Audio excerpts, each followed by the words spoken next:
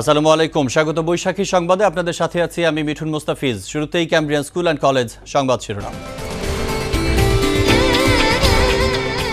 বিশ্বব্যাংক চুক্তি বাতিল করলেও পদ্মা সেতু নির্মাণ করা হবেই, দুর্নীতির অভিযোগ সংসদে নাকচ করলেন প্রধানমন্ত্রী।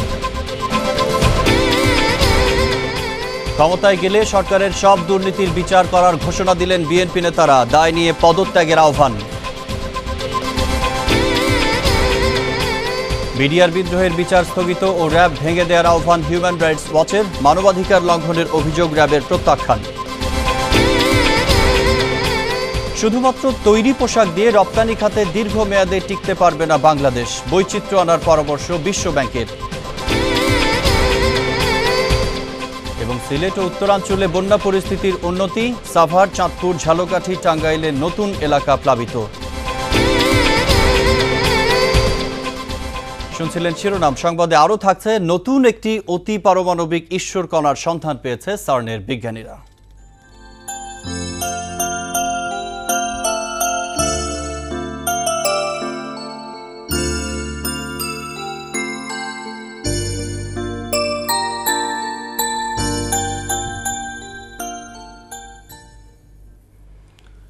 বিশ্বব্যাংক এগিয়ে না এলে বাংলাদেশ নিজের অর্থেই পদ্মা সেতুর নির্মাণ কাজ শুরু করবে বলে জানালেন প্রধানমন্ত্রী শেখ হাসিনা। বুধবার সংসদ অধিবেশনে প্রধানমন্ত্রী আরও বলেন, অর্থ দেবার আগেই বিশ্বব্যাংকের চাপিয়ে দেয়া দুর্নীতির অভিযোগ মেনে নেওয়া যায় না। তবে স্বতন্ত্র সংসদ সদস্য ফজলুল আজিমের প্রশ্নের জবাবে শেখ হাসিনা বলেন, দুর্নীতির প্রমাণ পেলে সংশ্লিষ্ট দপ্তরের মন্ত্রীকেও বাদ দেওয়া হবে। কামরান করিমের রিপোর্ট। অধিবেশনের শুরুতেই প্রধানমন্ত্রীর প্রশ্নোত্তর পর্ব। প্রধান বিরোধী দল সংসদে নেই, তাই প্রধানমন্ত্রীর কাছে স্বতন্ত্র সংসদ সদস্য ফজলুল আজিম প্রশ্ন করেন, পদ্মা সেতু নির্মাণ কে করবে? এ সময় প্রধানমন্ত্রী বলেন, বাংলাদেশ দরিদ্র হতে পারে, তবে প্রয়োজন হলে নিজেদের অর্থেই পদ্মা সেতু নির্মাণ হবে। পদ্মা সেতু আমরা করতে পারবো না, এটা হয় না। আমরা দরকারে নিজেদের অর্থায়ন করব। মালয়েশিয়া আমাদের প্রস্তাব দিয়েছে, আমরা আরও অন্যান্য প্রস্তাব চাইব, কিন্তু যে দেশে প্রস্তাব দিক সেই প্রস্তাব আমার দেশের জন্য, আমার মানুষের জন্য গ্রহণযোগ্য হতে হবে। আরেকটা কথা হচ্ছে, মালয়েশিয়ার যে প্রস্তাব, আমরা কিন্তু ঋণ নিচ্ছি না, এখন প্রাইভেট পাবলিক পার্টনারশিপে হয়, তাছাড়া সরকারি বেসরকারি খাতে হতে পারে, বিভিন্ন উপায় আছে। আর আমাদের অর্থনৈতিক অবস্থা এত খারাপ না। গতকালকেই আমি মিটিং করেছি বাংলাদেশ ব্যাংকের গভর্নর, আমাদের প্রধানমন্ত্রী শেখ হাসিনা বলেন, বিশ্বব্যাংক একটি নির্দিষ্ট কোম্পানিকে পরামর্শক নিয়োগ দিতে 3 বার চিঠি দেয় বাংলাদেশকে। পরে দেখা যায় ওই কোম্পানিটিরই কোনো অস্তিত্ব নেই। পরামর্শক নিয়োগের জন্য বিশ্বব্যাংকের পক্ষ থেকে তিন বার চিঠি দেওয়া হয়, তিন বার চিঠি দেওয়া হয়। পরবর্তীতে দেখা যায় যে সেই কমিটিটা একটা ভুয়া এবং সে কোম্পানিটা একটা ভুয়া। যে কোম্পানির জন্য বিশ্বব্যাংক বারবার চিঠি দিয়েছে এবং চাপ দিয়েছে, সেই কোম্পানি, তাদের সাথে কোনো একটা বিদেশি কোম্পানির যে যোগসূত্র ছিল, সেই বিদেশি কোম্পানি থেকে স্পষ্ট জানিয়ে দেওয়া হয় যে এই কোম্পানির সাথে তাদের কোনো সম্পর্ক নেই। এবং আমাদের যে বিশেষ কমিটি, জামিনুর রেজা চৌধুরী, সেই কমিটি এই কোম্পানির কোনো প্রস্তাব সেটা তারা গ্রহণ করে না। অধিবেশনে শেখ হাসিনা আরো বলেন, টাকা দেবার আগেই বিশ্বব্যাংকের দুর্নীতির অভিযোগ মেনে নেওয়া যায় না, তবে উচ্চতর ও সুস্পষ্ট তদন্তে দুর্নীতির প্রমাণ পেলে মন্ত্রীর বিরুদ্ধেও ব্যবস্থা নেওয়া হবে বলে জানান তিনি। অপবাদ দিয়েছে যে দুর্নীতির কথা, যারা একটি পয়সা ছাড় দেয়নি, একটি পয়সা দেয় নাই, আজকে থেকে না, বিএনপি সরকার আমল থেকে এই পর্যন্ত যোগাযোগে যারা একটা পয়সা খরচা করেনি, তারা দুর্নীতির কথা আনে কোত্থেকে? বরং তাদের ভিতরে যে দুর্নীতি সেটাকে দেখে।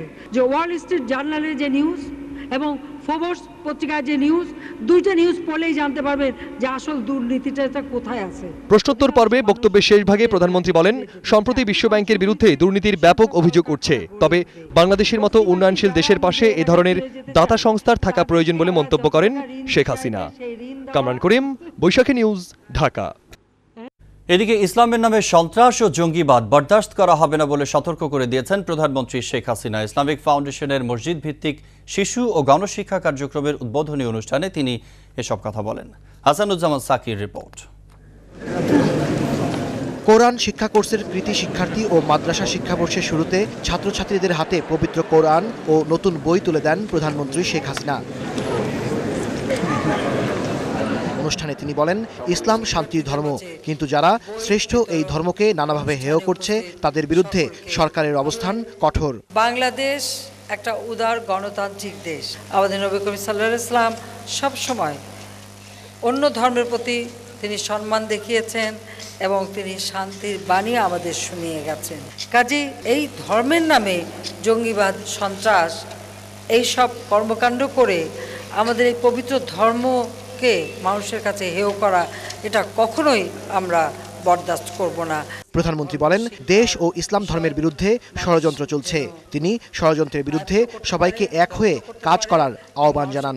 সরকার গঠন করার পর আমরা ঘোষণা দিয়েছি যে জনগণের সেবক হিসেবে আমরা কাজ করব, কারণ আমি বিশ্বাস করি যে ক্ষমতায় কে যাবে না যাবে, সম্মানকে পাবে না পাবে, এটা আল্লাহ রাব্বুল আমিনই ঠিক করে দেন। কাজে আজকে আল্লাহ রাব্বুল আমিন সুযোগ দিয়েছেন জনগণের সেবা করার, কাজে জনগণের সেবা করে যাব, কিন্তু আপনাদের দোয়া চাই এবং আপনাদের সহযোগিতা চাই।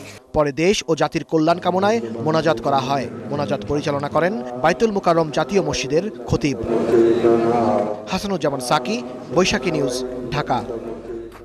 বিএনপি ক্ষমতায় গেলে দুর্নীতির দায়ে বর্তমান সরকারকে বিচারের কাঠগড়ায় দাঁড় করানো হবে বলে হুঁশিয়ারি দিয়েছেন দলটির সিনিয়র নেতারা। পদ্মা সেতুর দুর্নীতির দায় নিয়ে সরকারকে দ্রুত পদত্যাগেরও দাবি জানিয়েছেন তারা। রাজধানীতে আলাদা অনুষ্ঠানে বিএনপি নেতারা এসব কথা বলেন। পদ্মা সেতু নিয়ে দুর্নীতির অভিযোগ, সরকারের ভূমিকা ও জাতীয় মর্যাদা শীর্ষক এ গোলটেবিল আলোচনার আয়োজন করে ডেমোক্রেটিক মুভমেন্ট। এতে প্রধান আলোচক হিসেবে ডক্টর ওসমান ফারুক বলেন, পদ্মা সেতু প্রকল্পে বিশ্বব্যাংক দুর্নীতির প্রমাণ দেওয়ার সাথে সাথেই সরকারের পদত্যাগ করা উচিত ছিল। এ দুর্নীতির কারণে দেশের যে ক্ষতি হয়েছে তার জন্য বর্তমান সরকারকে জবাবদিহি করতে হবে। এই জটলা সমাধান এই সরকার করবে। যদি এই সরকার করতে না পারে তাহলে দেশের যে অপূরণীয় ক্ষতি তারা করেছে, শুধু আর্থিক ক্ষতি না, ভাবমূর্তির যে ক্ষতি তারা করেছে, এই জন্য তাদেরকে একদিন বিচারের পাল্লায় তাদেরকে দাঁড় হতে হবে। এদিকে জাতীয় প্রেস ক্লাবের সামনে এক মানববন্ধনে বিরোধী দলীয় চিফ হুইপ বলেন, বর্তমান সরকারের দুর্নীতির প্রমাণ দিয়েছে বিশ্বব্যাংক। তিনি অবিলম্বে সরকারের পদত্যাগ ও তত্ত্বাবধায়ক সরকারের অধীনে নির্বাচন দেওয়ার দাবি জানান। প্রধানমন্ত্রী অবিলম্বে পদত্যাগ করে আপনাদের এই জনপ্রিয়তা যাচাই করার জন্য দেশে নিরপেক্ষ সরকারের অধীনে একটি নির্বাচন দেওয়া। সংসদে বিল উত্থাপন করে নির্দলীয় নিরপেক্ষ সরকার ব্যবস্থা পুনর্বহালের দাবি জানান বিএনপি নেতারা। মাহমুদ শরীফ, বৈশাখী নিউজ, ঢাকা। দেখলেন মাহমুদ শরীফের রিপোর্ট। পদ্মা সেতু দুর্নীতি নিয়ে যাদের বিরুদ্ধে অভিযোগ উঠেছে, সরকার থেকে তাদের স্বেচ্ছায় পদত্যাগ করা উচিত বলে মন্তব্য করেছেন আওয়ামী লীগ নেতা মোহাম্মদ নাসিম। সকালে ঢাকা রিপোর্টার্স ইউনিটিতে বঙ্গবন্ধু একাডেমি আয়োজিত আলোচনা সভায় তিনি এই মন্তব্য করেন। এই আওয়ামী লীগ নেতা আরও বলেন, কারো ব্যক্তিগত দায়ে এই প্রকল্পটি নষ্ট হতে দেওয়া উচিত নয়। আর এ নিয়ে শুধু সমালোচনার জন্য সমালোচনা না করে বৃহৎ স্বার্থে সরকারকে সহযোগিতার জন্য বিরোধী দলের প্রতি আহ্বান জানান তিনি। যাদের অভিযোগ উঠেছে, আঙুল উঠেছে, তাদের অনুরোধ করবো স্বেচ্ছায় চলে যান, স্বেচ্ছায় প্রয়োজনীয় সরকার থেকে চলে যান। আমাদের দেশের স্বার্থে, জনগণের স্বার্থে এই প্রকল্প বাস্তবায়নের ব্যাপারে আমরা কোনো আপোষ করতে পারবো না। কারোর জন্য এই প্রকল্প বন্ধ হতে পারে না। বিডিআর বিদ্রোহের বিচার স্থগিত করার আহ্বান জানিয়েছে আন্তর্জাতিক মানবাধিকার সংস্থা হিউম্যান রাইটস ওয়াচ। একই সঙ্গে মানবাধিকার লঙ্ঘন ও বিচার বহির্ভূত হত্যার কারণে র্যাপিড অ্যাকশন ব্যাটালিয়ন র্যাব ভেঙে দেওয়ারও সুপারিশ করেছে সংস্থাটি। হিউম্যান রাইটস ওয়াচের মানবাধিকার প্রতিবেদন প্রকাশ উপলক্ষে ঢাকায় সংবাদ সম্মেলন করে এই সুপারিশ করা হয়েছে। কিশোর লাইলার রিপোর্ট। ভয় আমাকে ছাড়ছে না। 2009 সালে বিডিআর বিদ্রোহের পর নির্যাতন, হেফাজতে মৃত্যু ও অবিচার শিরোনামে 57 পৃষ্ঠার এই প্রতিবেদনে বিদ্রোহের বিস্তারিত বর্ণনা দেওয়া হয়েছে। বিদ্রোহের পর সন্দেহভাজন আটক ব্যক্তিদের উপর নির্যাতনের বিবরণও নথিভুক্ত হয়েছে এতে। সন্দেহভাজন ব্যক্তির বিচার করতে গিয়ে ন্যায় বিচারের বিধানগুলো লঙ্ঘন করা হচ্ছে বলে উদ্বেগ প্রকাশ করে নিউ ইয়র্ক ভিত্তিক এই মানবাধিকার সংস্থা। প্রতিবেদন প্রকাশ করেন হিউম্যান রাইটস ওয়াচের দক্ষিণ এশিয়া বিষয়ক বিভাগের পরিচালক ব্র্যাড অ্যাডামস। সন্দেহভাজনদের নির্যাতনের অভিযোগ এনে গণবিচার স্থগিত করার আহ্বান জানান তিনি। Many of the people on trial don't even know what they are accused of doing themselves, except that they were part of some unit. So they need to stop the mass trials and go back to the basic principles of fair trials and due process, which is if there is evidence against an individual presented in court, let the accused know what that evidence is, give them a chance to defend themselves, and then the court can decide whether they are guilty or innocent. মানবাধিকার issue নিয়ে প্রকাশিত আগের বেশ কটি প্রতিবেদনের মতো আবারও বিচার বহির্ভূত হত্যাকাণ্ড নিয়ে প্রশ্ন তুলেছে হিউম্যান রাইটস ওয়াচ। এই অভিযোগের সঙ্গে এবার সরাসরি আঙ্গুল তোলা হলো র্যাপিড অ্যাকশন ব্যাটালিয়ন র্যাবের ওপর। শুধু তাই নয়, র্যাব ভেঙে পুলিশের মধ্যে একটি অসামরিক ইউনিট বা নতুন সংস্থা তৈরির পরামর্শ দেওয়া হয়েছে প্রতিবেদনে। বাংলাদেশে অনেক অনানুষ্ঠানিক আটক কেন্দ্র রয়েছে মন্তব্য করে ব্র্যাড অ্যাডামস বলেন, এসব কেন্দ্র বন্ধ করা হলে মানবাধিকার লঙ্ঘনের ঘটনা অনেক কমে যাবে।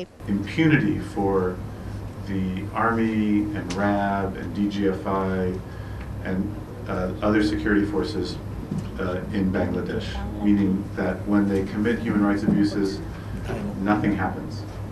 And so we are calling on the government to create an independent commission to look into all these allegations, not the normal process. The normal process does not work. Human rights watch মানবাধিকার লঙ্ঘনের ঘটনা তদন্তে বাংলাদেশকে উচ্চ ক্ষমতা সম্পন্ন একটি স্বাধীন টাস্কফোর্স গঠন করার আহ্বান জানিয়েছে। একই সঙ্গে বিডিআর বিদ্রোহের পর মানবাধিকার লঙ্ঘনের অভিযোগগুলোকে বিশদভাবে তদন্ত করে দোষী ব্যক্তিদের শাস্তি দেওয়ারও আহ্বান জানানো হয়। কিশোর লায়লা, বৈশাখী নিউজ, ঢাকা। এদিকে বিডিআর বিদ্রোহের ঘটনায় জড়িত সন্দেহে আটক জওয়ানদের নির্যাতন ও মানবাধিকার লঙ্ঘনের অভিযোগ প্রত্যাখ্যান করেছে র্যাব। দেশের আইনশৃঙ্খলা বাহিনী দেশের আইনশৃঙ্খলা অস্থিতিশীল করতেই বিশেষ মহলের যোগসাজশে হিউম্যান রাইটস ওয়াচ এমন প্রতিবেদন প্রকাশ করেছে বলেও দাবি করেছে এই বাহিনীর কর্মকর্তারা। রকিব মানিকের রিপোর্ট। আন্তর্জাতিক মানবাধিকার সংস্থা হিউম্যান রাইটস ওয়াচের অভিযোগের জবাব দিতেই র্যাব সদর দপ্তরে আয়োজন করা হয় এই সংবাদ সম্মেলনের। র্যাবের লিগ্যাল অ্যান্ড মিডিয়া উইং এর পরিচালক কমান্ডার এম সুহাইল বলেন, বিডিআর বিদ্রোহের সময় আইন শৃঙ্খলা রক্ষাকারী অন্যান্য বাহিনীকে সহায়তা করেছে র্যাব। বিদ্রোহী মামলায় আটক কোনো আসামি র্যাবের হেফাজতে নেই, কাজেই এই বাহিনীর হাতে নির্যাতনের প্রশ্নই ওঠে না। বিদেশি একটা মানবাধিকার সংস্থা বাংলাদেশের মাটিতে বসে এই ধরনের প্রেস কনফারেন্স করা এবং এই ধরনের ভিত্তিহীন, কাল্পনিক এবং উদ্দেশ্য প্রণোদিত কথাবার্তা বলা এর অত্যন্ত অনাকাঙ্ক্ষিত, দুঃখজনক এবং অনভিপ্রেত।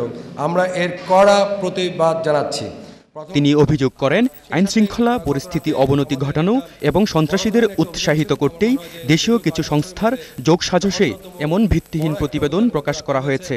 দেশীয় কিছু মহল এই বিদেশি এই ধরনের সংস্থাগুলোর সাথে যোগসাজশে, বিশেষ করে কিছু স্বার্থন্বেষী ভুইপোর আপনার দেশীয় কিছু মানবাধিকার সংস্থা, তাদের সাথে এই বিদেশি এই সংস্থার সাথে যোগসাজশ করে বাংলাদেশের বিরুদ্ধে বিভিন্ন চক্রান্ত করছে, র্যাবের ইমেজকে নষ্ট করার চেষ্টা করছে, দেশের ইমেজকে নষ্ট করার চেষ্টা করছে।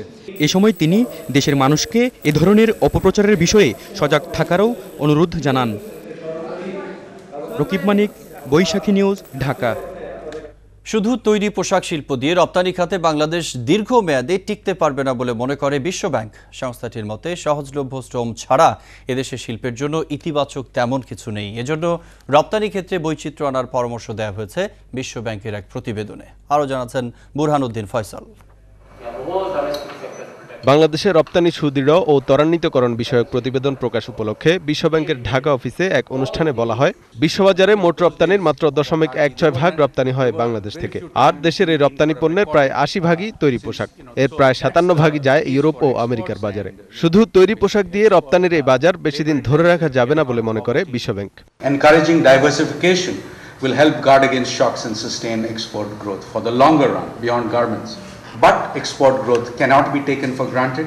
Logistics, skills and compliance, and along with issues of trade policy that we spoke to you about earlier. অনুষ্ঠানের সভাপতি ইকোনমিক রিসার্চ গ্রুপের চেয়ারম্যান ডক্টর ওয়াহিদুদ্দিন মাহমুদ বলেন, শ্রমিকদের প্রশিক্ষণ দিতে পারলে 10 থেকে 12% বেশি পণ্য উৎপাদন সম্ভব। ক্ষুদ্র ঋণের গ্রহীতাদের কতদূর দারিদ্র সীমার উপরে উঠলো, এটা নিয়ে এত কথা হয়।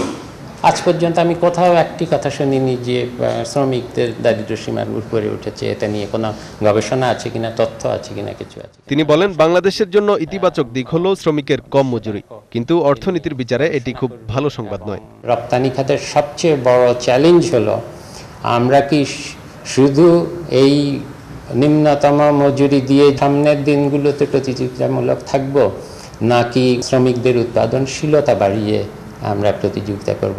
সার্বিক দিক বিবেচনায় প্রতিযোগিতামূলক বাজারে টিকে থাকতে জ্বালানি ও অবকাঠামো উন্নয়ন এবং আমলাতান্ত্রিক বাধা দূর করার তাগিদ দিয়েছে বিশ্বব্যাংক। রপ্তানিমুখী সব খাতে সমগুরুত্ব দিয়ে নীতিমালা প্রণয়নেরও পরামর্শ দিয়েছে সংস্থাটি। বুরহানুদ্দিন ফয়সাল, বৈশাখী নিউজ, ঢাকা। বাংলাদেশের বিদ্যুৎ খাতে বৃহত্তম বিনিয়োগের চুক্তিবদ্ধ হল চীন। আজ 3টি বেসরকারি বিদ্যুৎ কোম্পানির সঙ্গে এই বিষয়ে চুক্তি সই করে চীনের বৃহত্তম ডিজেল মেশিন প্রস্তুতকারক প্রতিষ্ঠান জেডপিটি গ্রুপ। এই চুক্তির ফলে CLC power company limited, Dhaka west power limited ও মাইশা গ্রুপের নর্থ পাওয়ার লিমিটেডের 324 আইপিপি বিদ্যুৎ প্রকল্প বাস্তবায়িত হবে। চুক্তি সই অনুষ্ঠানে হাংজু চায়নার সিটি মেয়র জি জিয়াং, জেডপিটির চেয়ারম্যান সি কুইং, মাইশা গ্রুপের চেয়ারম্যান মোহাম্মদ আসলামুল হক এমপি, চীনের কূটনৈতিক মিশনের ডেপুটি অ্যাম্বাসেডর আব্দুল মোতালেব সরকার, মাইশা গ্রুপের সিনিয়র উপদেষ্টা ডক্টর শিবাদাস নায়ের, গ্লোবাল অ্যাডভাইজার তারিকুল এহসান সহ দুদেশের ব্যবসায়ী ও সাংবাদিকরা উপস্থিত ছিলেন। সিলেট ও কুড়িগ্রাম সহ দেশের বিভিন্ন স্থানে বন্যা পরিস্থিতির উন্নতি হলেও নতুন করে প্লাবিত হয়েছে সাভার, চাঁদপুর, ঝালকাঠি ও টাঙ্গাইলের শতাধিক গ্রাম। এসব এলাকায় পানিবন্দী হয়ে পড়েছে অনেক মানুষ। প্রতিনিধিদের পাঠানো ছবি ও তথ্যের ভিত্তিতে জানাচ্ছেন মাবুদ আজমি। উত্তরাঞ্চল ও সিলেটে বন্যা পরিস্থিতির উন্নতি হতে শুরু করলেও ঢাকার আশেপাশের জেলায় নতুন করে প্লাবিত হয়েছে অনেক এলাকা। সাভারে তুরাগ নদীর পানি বৃদ্ধি পেয়ে কাওয়ান্দিয়া ইউনিয়নের শহররক্ষা বাঁধ ভেঙে প্লাবিত হয়েছে 4টি গ্রাম। এসব এলাকার বেশিরভাগ রাস্তাঘাট তলিয়ে গেছে। ঝালকাঠিতে বিভিন্ন নদীর পানি বৃদ্ধি পেয়ে প্লাবিত হয়েছে সদর উপজেলার 4টা গ্রাম। দেখা দিয়েছে নদী ভাঙ্গন। বিষখালী তীরবর্তী রাজাপুর উপজেলার নিম্নাঞ্চল প্লাবিত হয়েছে। পানিতে এখন কি করব, মানুষ চারিদিকে ছুটে যাইতে আছে, কাম ফান সব নষ্ট হয়ে যাইতেছে, বিস্তর নষ্ট হয়ে যাইতেছে, রাস্তাঘাট বন্ধ, হাঁটাচলা বন্ধ, সবকিছু গেছে। আমাদের কোন জায়গায় ছাইক একবেলা খামু ফরমু এমন জায়গা নাই। উত্তরের পানি নেমে যাওয়ায় টাঙ্গাইলের ভুয়াপুর, গোপালপুর ও সদর উপজেলার অনেক গ্রামে পানি ঢুকে পড়েছে। যমুনা নদীর ভাঙনে ক্ষতিগ্রস্ত হয়েছে এসব এলাকার বেশিরভাগ শিক্ষা প্রতিষ্ঠান, মসজিদ, মাদ্রাসা ও ফসলি জমি। নাগরপুরে বন্যা নিয়ন্ত্রণ বাঁধ ভেঙে নতুন করে প্লাবিত হয়েছে আরো 10টি গ্রাম।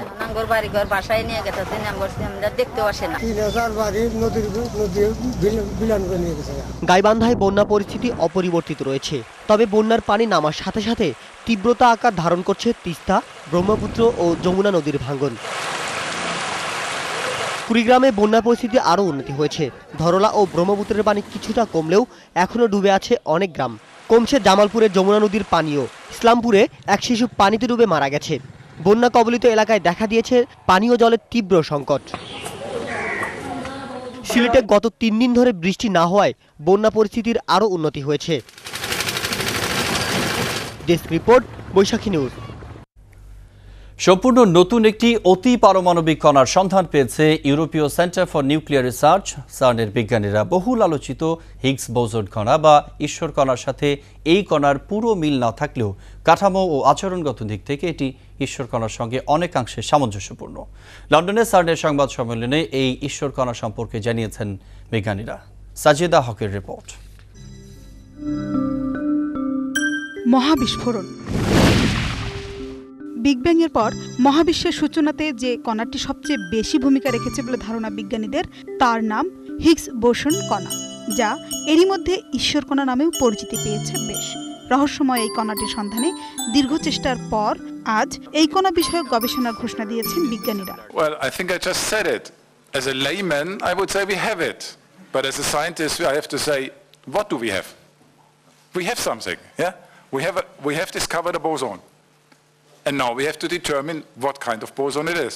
লন্ডনে এক সংবাদ সম্মেলনে Britain science and technology facilities কাউন্সিলের প্রধান নির্বাহী জন ওমার্সলি জানান, এটি ঈশ্বরকণা কিনা তা নিয়ে সংশয় আছে তাদের, তবুও এটি ঈশ্বরকণার সাথে অনেকটাই সামঞ্জস্যপূর্ণ।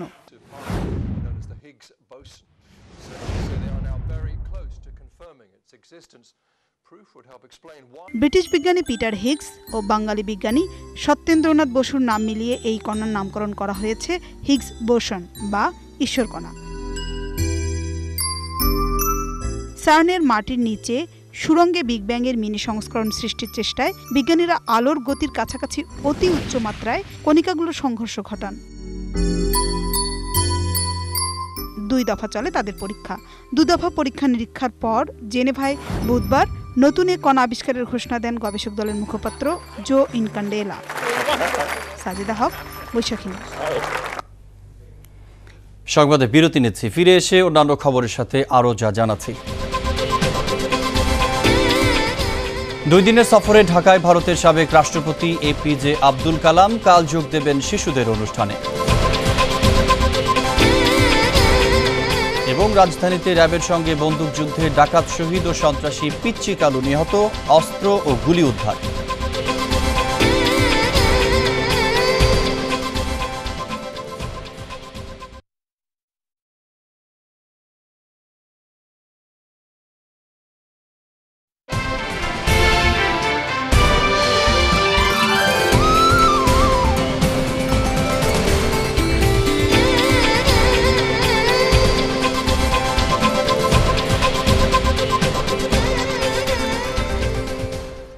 আবার স্বাগত বৈশাখী সংবাদে। ক্যামব্রিয়ান স্কুল অ্যান্ড কলেজ সংবাদ শিরোনাম জানিয়ে দিচ্ছে আরেকবার। বিশ্বব্যাংক চুক্তি বাতিল করলেও পদ্মা সেতু নির্মাণ করা হবেই, দুর্নীতির অভিযোগ সংসদে নাকচ করলেন প্রধানমন্ত্রী। ক্ষমতায় গেলে সরকারের সব দুর্নীতির বিচার করার ঘোষণা দিলেন বিএনপি নেতারা, দায় নিয়ে পদত্যাগের আহ্বান। বিডিআর বিদ্রোহের বিচার স্থগিত ও র্যাব ভেঙে দেওয়ার আহ্বান হিউম্যান রাইটস ওয়াচের, মানবাধিকার লঙ্ঘনের অভিযোগ র্যাবের প্রত্যাখ্যান। শুধুমাত্র তৈরি পোশাক দিয়ে রপ্তানি খাতে দীর্ঘমেয়াদে টিকতে পারবে না বাংলাদেশ, বৈচিত্র্য আনার পরামর্শ বিশ্বব্যাংকের। এবং সিলেট ও উত্তরাঞ্চলে বন্যা পরিস্থিতির উন্নতি, সাভার, চাঁদপুর, ঝালকাঠি, টাঙ্গাইলের নতুন এলাকা প্লাবিত।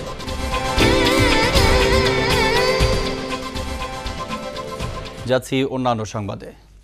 দ্বিতীয়বারের মতো বাংলাদেশ সফরে এলেন ভারতের সাবেক রাষ্ট্রপতি ডক্টর এপিজে আব্দুল কালাম। 2 দিনের সফরে বিকেলে জেট এয়ারওয়েজের একটি ফ্লাইটে হজরত শাহজালাল আন্তর্জাতিক বিমানবন্দরে এসে পৌঁছান তিনি।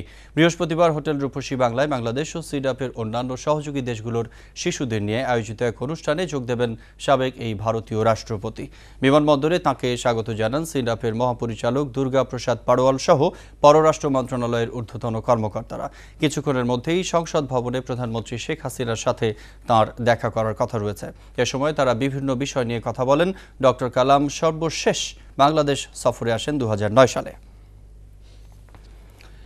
এটিএন বাংলার 8 জন ও ভোরের কাগজের 1 জন সাংবাদিককে কালো তালিকাভুক্ত করে জাতীয় প্রেস ক্লাব প্রাঙ্গণে প্রবেশ নিষিদ্ধ করা হয়েছে। পাশাপাশি ক্লাবের স্থায়ী সদস্য ভানুরঞ্জন চক্রবর্তীর সদস্যপদ স্থগিত করা হয়েছে। কালো তালিকাভুক্ত 9 সাংবাদিক হচ্ছেন এটিএন বাংলার ই মামুন, কেরামতুল্লাহ বিপ্লব, মাহমুদুর রহমান, নাদিরা কিরণ, মানস ঘোষ, SM বাবু, শওকত মিল্টন, মাহফুজুর রহমান মিশু এবং ভোরের কাগজের শামীম আহমেদ। প্রেস ক্লাবের ব্যবস্থাপনা কমিটির সভায় আজ সিদ্ধান্ত নেওয়া হয়েছে বলে প্রেস বিজ্ঞপ্তিতে জানানো হয়। গত 24 জুন জাতীয় প্রেস ক্লাবের সামনে বিএফইউজে, ডিইউজে, জাতীয় প্রেস ক্লাব ও ঢাকা রিপোর্টার্স ইউনিটি আয়োজিত মানববন্ধনে হামলা চালান এটিএন বাংলার সাংবাদিকরা। রাজধানীর লক্ষ্মীবাজারে র্যাবের সঙ্গে বন্দুকযুদ্ধে চিহ্নিত সন্ত্রাসী ডাকাত শহীদ ও তার সহযোগী পিচ্চি কালু নিহত হয়েছে। রাতে পুরনো ঢাকার লক্ষ্মীবাজারে এই বন্দুকযুদ্ধের ঘটনা ঘটে। ঘটনাস্থল থেকে 2টি পিস্তল ও কয়েক রাউন্ড গুলি উদ্ধার করেছে র্যাব।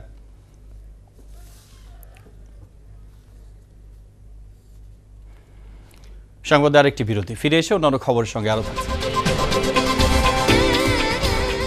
ফিলিস্তিনি নেতা ইয়াসির আরাফাতকে বিষক্রিয়ায় হত্যার প্রমাণ পেয়েছে আল জাজিরা। তদন্ত চান তার স্ত্রী সুহা আরাফাত। এবং প্রিমিয়ার লিগ হকিতে ওয়ারিকে হারালো মোহামেডান, সাধারণ বীমা হারিয়েছে এজাক্সকে।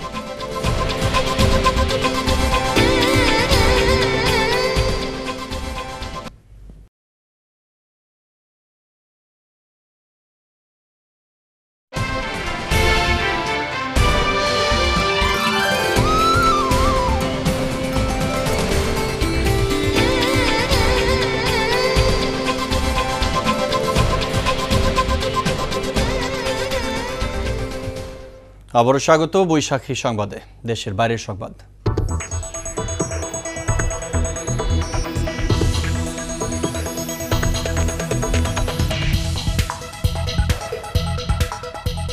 8 বছর পর ফিলিস্তিনি নেতা ইয়াসির আরাফাতের মৃত্যু রহস্য নিয়ে সৃষ্টি হয়েছে নতুন বিতর্ক। দীর্ঘ 9 মাস এ বিষয়ে নিজস্ব তদন্ত শেষে আল জাজিরা টেলিভিশন তাদের রিপোর্টে বলছে, আরাফাতের ব্যবহার্য জিনিসপত্রে উচ্চ মাত্রার তেজস্ক্রিয় উপাদান পলোনিয়াম পাওয়া গেছে, যার বিষক্রিয়ায় তার মৃত্যু হয়ে থাকতে পারে। অবস্থায় হত্যা রহস্য উন্মোচনে আরাফাতের মরদেহ কবর থেকে তুলে রাসায়নিক পরীক্ষার দাবি জানিয়েছেন তার স্ত্রী সুহা আরাফাত। আরও জানাচ্ছেন আফরোজা আক্তার। স্বাধীন ফিলিস্তিনি রাষ্ট্রের জন্য আজীবন সংগ্রামী নেতা ইয়াসির আরাফাত 2004 সালের 12ই অক্টোবর হঠাৎই অসুস্থ হয়ে পড়েন। সেই সময় রামাল্লায় তার সদর দপ্তর অবরোধ করে রেখেছিল ইসরায়েলি বাহিনী। তারই পরে আরাফাতকে প্যারিসে নিয়ে ফ্রান্সের সামরিক হাসপাতালে ভর্তি করে। 11ই নভেম্বর সেখানে তার মৃত্যু হয়। মৃত্যুর কারণ হিসেবে তখন ক্যান্সার, লিভার সিরোসিস, এমনকি HIV ভাইরাস আক্রান্তের কথা বলা হয়। কিন্তু তার মৃত্যুর 8 বছর পর এসব ধারণাকে মিথ্যা প্রমাণ করল আল জাজিরা টেলিভিশনের একটি অনুসন্ধান। মৃত্যুর পর তার স্ত্রী সুহা আরাফাত প্রয়াত স্বামীর ব্যক্তিগত ব্যবহার্য জিনিসপত্র তুলে দেন আল জাজিরা কর্তৃপক্ষকে। আরাফাতের রক্ত, ঘাম মিশে থাকা পোশাক, ব্রাশ ও ঐতিহাসিক জব্বার পরীক্ষা করে এগুলোতে উচ্চমাত্রার তেজস্ক্রিয় উপাদান পেলোনিয়াম এর উপস্থিতি পাওয়া গেছে।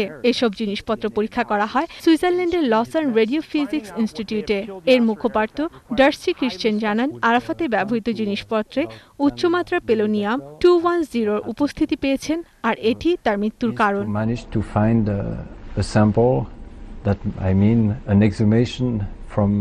From Mr. Arafat that would provide us with a sample that should have a সংশ্লিষ্ট বিশেষজ্ঞরা বলছেন, প্রাকৃতিক উৎস থেকে নয়, তার দেহে এই বিষাক্ত পদার্থ প্রয়োগ করা হয়েছিল।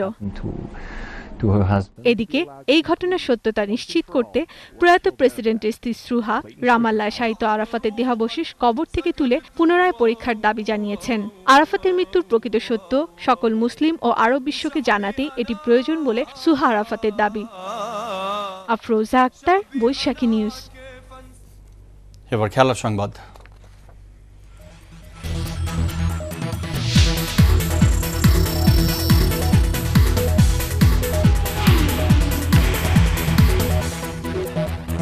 প্রিমিয়ার ডিভিশন হকি লিগে জয় পেয়েছে মোহামেডান ও সাধারণ বীমা। মাওলানা ভাসানী হকি স্টেডিয়ামে মোহামেডান 5-0 গোলে হারিয়েছে ওয়ারি ক্লাবকে। মামুনুর রহমান চয়ন 2টি ও গোলাম মোস্তফা, রাসেল মাহমুদ জিমি ও শেখ নান্নু 1টি করে গোল করেন। দিনের আরেক ম্যাচে সাধারণ বীমা 1-0 গোলে হারিয়েছে এজাক্স স্পোর্টিং ক্লাবকে। সাধারণ বীমার পক্ষে একমাত্র গোলটি করেন মনিরুজ্জামান রকি। খেলার আরও বিস্তারিত খবর থাকছে একটু পরই বৈশাখী খেলার সংবাদে, দেখবেন আশা করছি। সংবাদের শেষ পর্যায়ে আমরা ক্যামব্রিয়ান স্কুল অ্যান্ড কলেজ সংবাদ শিরোনামগুলো জানিয়ে দিচ্ছি আরেকবার। বিশ্বব্যাংক চুক্তি বাতিল করলেও পদ্মা সেতু নির্মাণ করা হবেই, দুর্নীতির অভিযোগ সংসদে নাকচ করলেন প্রধানমন্ত্রী। ক্ষমতায় গেলে সরকারের সব দুর্নীতির বিচার করার ঘোষণা দিলেন বিএনপি নেতারা, দায় নিয়ে পদত্যাগের আহ্বান। মিডিয়ার বিদ্রোহের বিচার স্থগিত ও র্যাব ভেঙে দেওয়ার আহ্বান হিউম্যান রাইটস ওয়াচের, মানবাধিকার লঙ্ঘনের অভিযোগ র্যাবের প্রত্যাখ্যান। শুধুমাত্র তৈরি পোশাক দিয়ে রপ্তানি খাতে দীর্ঘমেয়াদে টিকে থাকতে পারবে না বাংলাদেশ, বৈচিত্র্য আনার পরামর্শ বিশ্বব্যাংকের। সিলেট ও উত্তরাঞ্চলে বন্যা পরিস্থিতির উন্নতি, সাভার, চাঁদপুর, ঝালকাঠি, টাঙ্গাইলের নতুন এলাকা প্লাবিত। 2 দিনের সফরে ঢাকায় ভারতের সাবেক রাষ্ট্রপতি এপিজে আব্দুল কালাম, কাল যোগ দেবেন শিশুদের অনুষ্ঠানে। রাজধানীতে র্যাবের সঙ্গে বন্দুকযুদ্ধে ডাকাত শহীদ ও সন্ত্রাসী পিচ্চি কালু নিহত, অস্ত্র ও গুলি উদ্ধার। ফিলিস্তিনি নেতা ইয়াসির আরাফাতকে বিষক্রিয়ায় হত্যার প্রমাণ পেয়েছে আল জাজিরা, তদন্ত চান তার স্ত্রী সুহা আরাফাত। এবং প্রিমিয়ার লিগ হকিতে ওয়ারিকে হারালো মোহামেডান, সাধারণ বীমা হারিয়েছে এজাক্সকে।